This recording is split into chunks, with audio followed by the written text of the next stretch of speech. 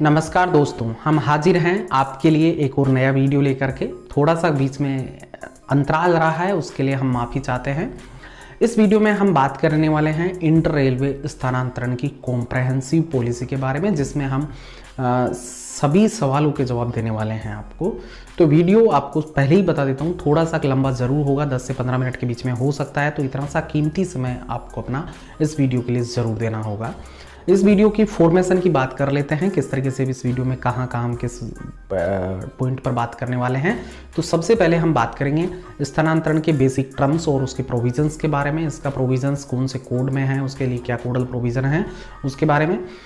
और वीडियो के दूसरे भाग में हम बात करने वाले हैं मार्च 2022 में ट्रांसफ़र की जो कॉम्प्रहेंसिव पॉलिसी है उसमें कौन कौन से बदलाव हुए हैं, और ये जो नई पॉलिसी आई है, जो नया सर्कुलर आया है रेलवे बोर्ड का, कब से लागू होगा, क्या ये पूरे भारतीय रेलवे में लागू होगा या कुछ जोनल रेलवे में लागू होगा, या इसके लिए सभी पदों पर एप्लीकेबल होगा या कुछ पदों पर एप्लीकेबल होगा। इस तरीके के जितने भी सवाल हैं उन सभी का जवाब आपको इस वीडियो में मिलने वाला है। और इसके बाद में हम बात करेंगे कि इस पॉलिसी के कारण किस प्रकार के जो स्थानांतरण के एप्लीकेशन हैं किस प्रकार से प्रभावित होने वाले हैं और उसके ऊपर क्या क्या इफेक्ट पड़ने वाले हैं। सभी बिंदुओं के ऊपर हम डिटेल से बात करने वाले हैं। लेकिन वीडियो को शुरू करने से पहले मुझे एक काम याद आ गया यार, वो काम मैं नहीं कर सकता, आप ही को करना है। तो अगर आप इस चैनल को पहली बार देख रहे हैं या अभी तक आपने सब्सक्राइब नहीं कर रखा है, तो जो वीडियो चल रहा है उसके नीचे चैनल का नेम है और उसके बगल में एक सब्सक्राइब का बटन होगा लाल कलर में, उसको दबा के ग्रे कलर का बना दीजिए। अगर ये हो गया हो तो उसके बाद में बगल में कुछ घंटी का आइकन भी दिखाई दे रहा होगा, उसको भी दबा दीजिए, क्योंकि अधूरा काम करने से तो कोई फ़ायदा नहीं है।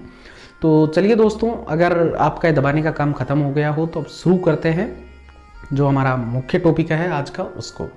तो नमस्कार दोस्तों, आप लंबे अंतराल के बाद में सही लेकिन देखना शुरू कर चुके हैं रेल न्यूज़। और सबसे पहले बात करते हैं स्थानांतरण यानी ट्रांसफ़र होता क्या है। ट्रांसफ़र का बेसिक मतलब होता है, यहाँ पर कुछ टर्म्स है जिनको आप जरूर सही ढंग से समझ लीजिएगा। स्थानांतरण, यहाँ पर कुछ टेक्निकल टर्म्स में बोलता हूँ तो मैं उसको साथ में एक्सप्लेन भी कर दूंगा कि उसका मतलब क्या है। स्थानांतरण यानी कार्यस्थल में बदलाव, एक स्थान से दूसरे स्थान पर जाना। तो यहाँ पर इस वीडियो में स्थानांतरण कई प्रकार के होते हैं, प्रशासनिक स्तर पर भी होते हैं, पनिशमेंट के उस पर भी होते हैं, डेपुटेशन के बेसिस पर भी होते हैं। लेकिन इस वीडियो में हम बात करेंगे ओनली खुद के कर्मचारी की इच्छा के अनुसार जो ट्रांसफ़र होते हैं।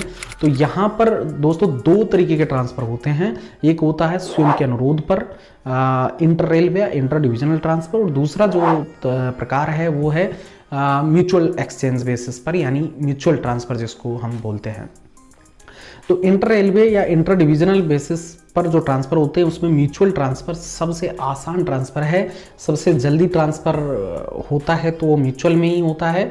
और यहाँ पर एक और चीज़, म्यूचुअल ट्रांसफ़र के लिए आपको एक पार्टनर की और आवश्यकता पड़ती है, यानी अकेले आप ये ट्रांसफ़र नहीं ले सकते। बस इसकी जो कमी है वो यही है, इस चीज़ को तो आप भी जानते होंगे।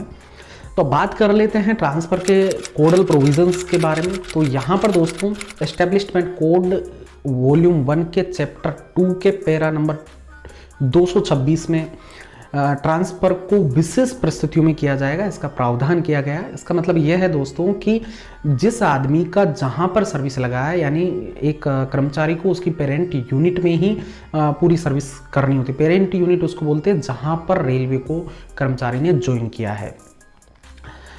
इसके बाद में बात करते हैं स्वयं के अनुरोध पर यानी ऑन रिक्वेस्ट जो ट्रांसफ़र होता है उसका प्रोविज़न एस्टेब्लिशमेंट कोड वॉल्यूम 1 के चैप्टर 2 के पैरा नंबर 229 में दिया गया है।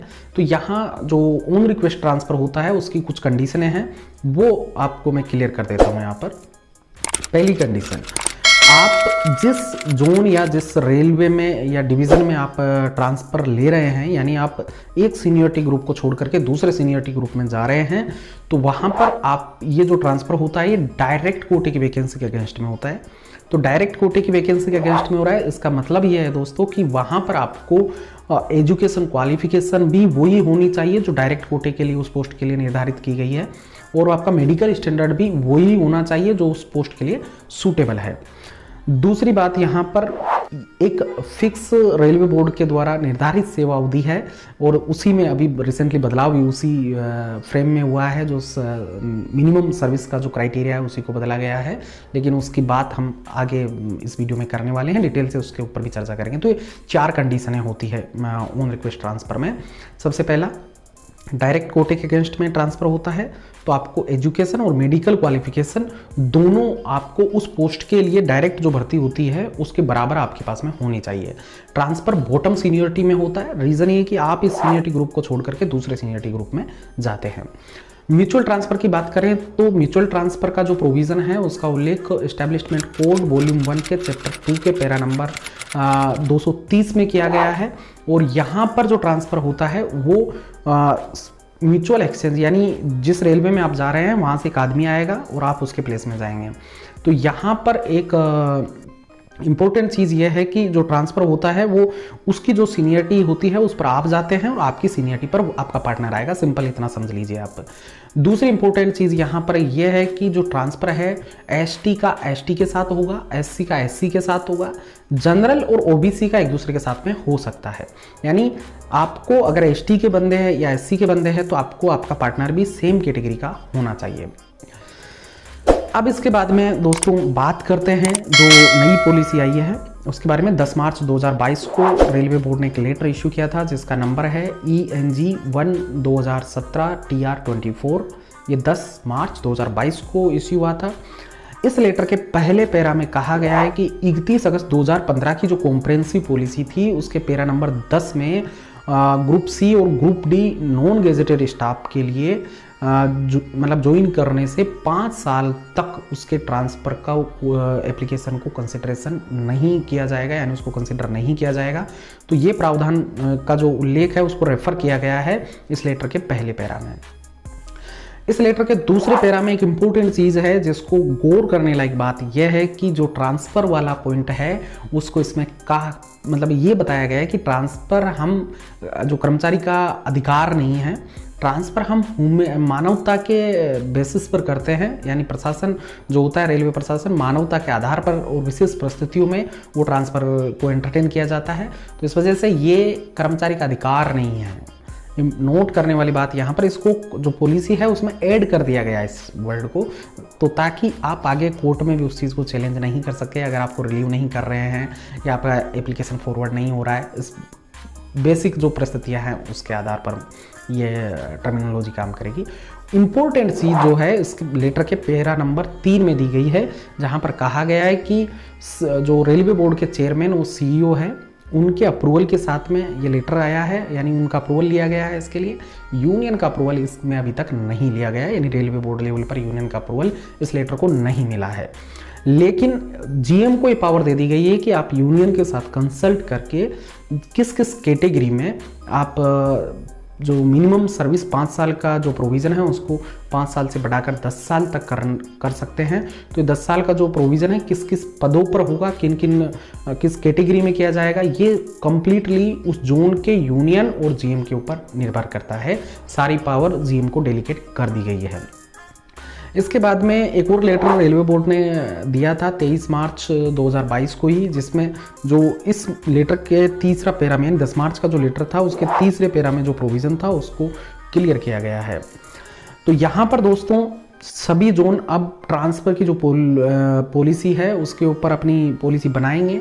और आपके अगर जोन या रेलवे में कोई इस तरीके की पॉलिसी बन चुकी है पहले तो आप ज़रूर कमेंट करके बताएं। अभी तक के सभी जोन में इसके लिए पॉलिसी सर्कुलेट नहीं की गई है, कुछ जोन में कर दी गई है, कुछ जोन पर अभी मंत्रणा जारी है किस किस पदों पर किया जाएगा, किन किन पदों पर 5 से 10 साल किया जाएगा, किन पदों के लिए 5 साल ही रखा जाएगा मिनिमम सर्विस का क्राइटेरिया। ये सारी चीज़ें अभी अंडर प्रोसेस है।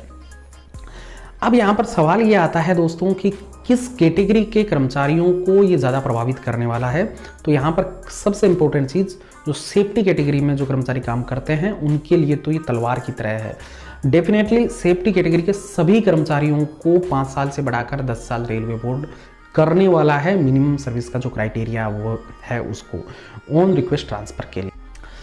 तो दोस्तों ये थी इस जो ट्रांसफ़र की पॉलिसी है उसमें बदलाव किया गया है, यानी मेन जो चेंजेस हुआ है मिनिमम सर्विस को लेकर हुआ है, जो 5 साल से 10 साल करने के लिए कहा गया है।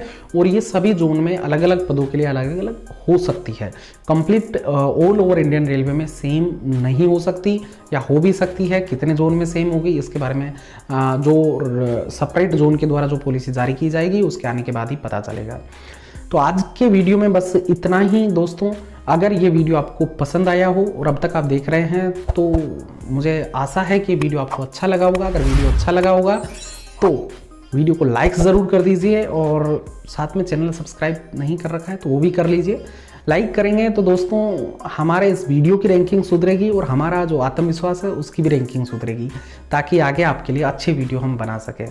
और दोस्तों अगर आपका कोई सवाल है तो आप हमारे टेलीग्राम ग्रुप के साथ भी जुड़ सकते हैं। टेलीग्राम चैनल को भी आप ज्वाइन कर लीजिए, दोनों का लिंक आपको वीडियो के डिस्क्रिप्शन में मिल जाएगा।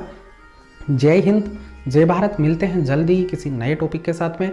अगर आपका कोई सवाल या कोई सजेशन है तो आप कमेंट करके ज़रूर बता सकते हैं, उसके ऊपर भी हम अपना एक सेपरेट वीडियो बना देंगे।